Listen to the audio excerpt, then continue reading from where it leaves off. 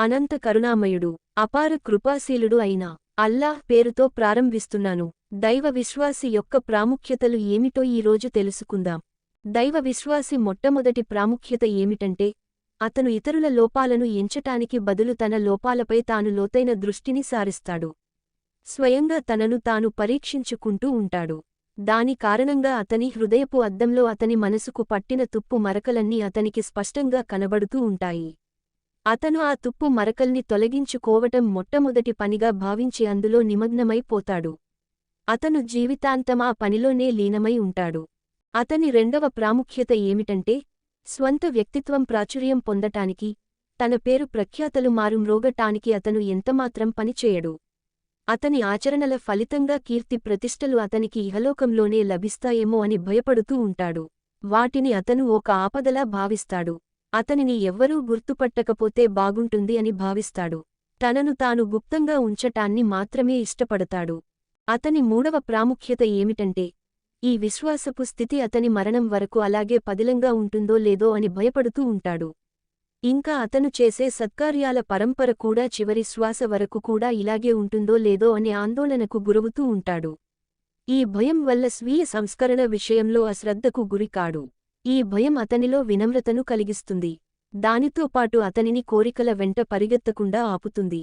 విశ్వాసి నాలుగో ప్రాముఖ్యత ఏమిటంటే, అతను చేసే సందేశ ప్రచార కార్యక్రమాల ద్వారా పొగడ్తలను ఎన్నటికీ కోరడు.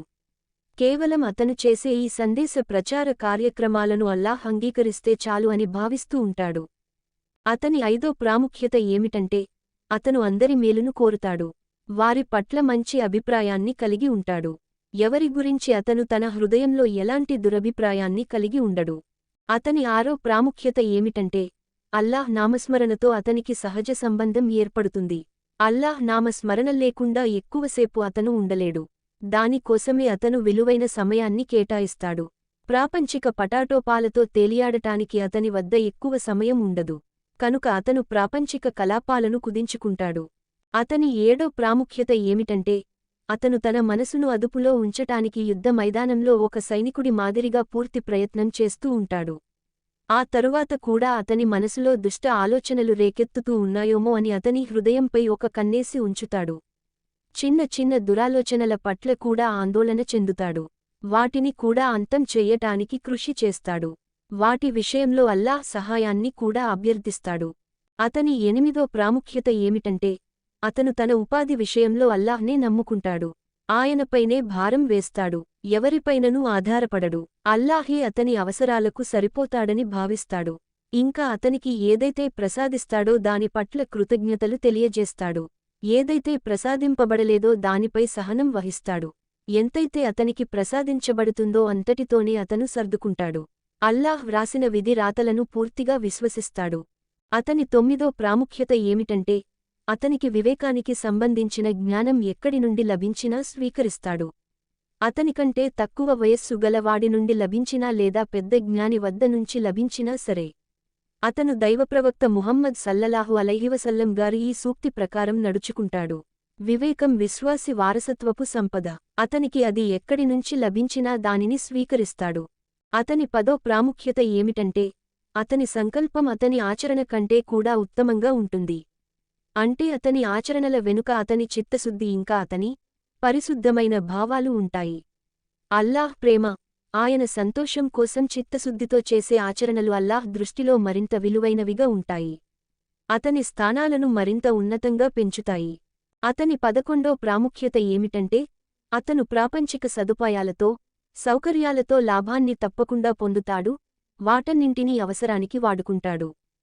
కాని ప్రాపంచిక భోగభాగ్యాలను ఆస్వాదించటంలోనే లీనమైపోడు. ఎందుకంటే సుఖసంతోషాల జీవితం అతనిని ఇహలోకంలోనే లీనం చేస్తుందని భయపడతాడు. ఎందుకంటే దివ్య ఖురాన్లో ప్రాపంచిక జీవితాన్ని గురించి అల్లాహ్ సెలవిచ్చిన ఈ వాక్యాన్ని దృష్టిలో పెట్టుకుంటాడు. స్త్రీలు, సంతానం, వెండి, బంగారు రాసులు, మేలు జాతి గుర్రాలు, పశువులు, సేద్యపు భూములు వంటి వ్యామోహాలపై ప్రేమ ఆకర్షణగా చెయ్యబడిరది. కాని ఇవన్నీ అసత్యమైన ఐహిక జీవిత సంపదలు మాత్రమే. అసలైన ఉత్తమ నివాసం అల్లాహ్ వద్ద ఉన్నదే. దివ్య ఖురాన్, సూరహ్ ఆలె ఇమ్రాన్, సూరహ్ 3, ఆయత్ 14. కనుక అతను వినోదాలు, క్రీడలు లాంటి వ్యామోహాలకు బహుదూరంగా ఉంటాడు. వాటిలో అతను తన జీవితపు విలువైన సమయాన్ని వృధా చేసుకోడు.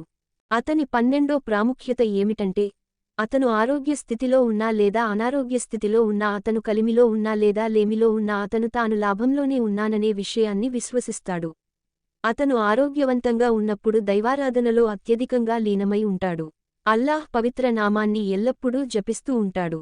ఇంకా అల్లాహ్ ఆజ్ఞలను, ఆయన ప్రవక్త ఉపదేశాలను ఆచరించే విషయంలో చురుగ్గా ఉంటాడు.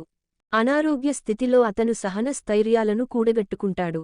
అల్లాహ్ ముందు తన నిస్సహాయతను వ్యక్తపరుస్తాడు. ఆరాధనలు, దైవనామస్మరణ జపం, ఇతర సందేశ కార్యక్రమాలు అధికంగా చెయ్యలేకపోవటం పట్ల దుఃఖపడతాడు. తన దుఃఖాన్ని తన కారుణ్య ప్రభువు ముందు బహిరంగపరుస్తాడు. తనకు సహాయ సహకారాలు అందించమని ప్రార్థిస్తాడు. ఈ విధంగా అతను ఆరోగ్యంలో ఉన్నా, అనారోగ్యంలో ఉన్నా అల్లాహ్కు సన్నిహితంగానే ఉంటాడు. అదేవిధంగా అతను కలిమిలో ఉన్నప్పుడు అల్లాహ్ మార్గంలో సందేశ ప్రచార కార్యక్రమాలలో అధికంగా ఖర్చు చేస్తాడు. ఒకవేళ లేమికి గురైనట్లయితే అల్లాహ్ మార్గంలో ఖర్చు పెట్టలేకపోతున్నానని బాధపడతాడు. అల్లాహ్నే ప్రసాదించమని వేడుకుంటాడు. ఈ విధంగా ఒక విశ్వాసి అల్లాహ్ చుట్టూనే, ఆయన ఆజ్ఞల చుట్టూనే పరిభ్రమిస్తూ ఉంటాడు.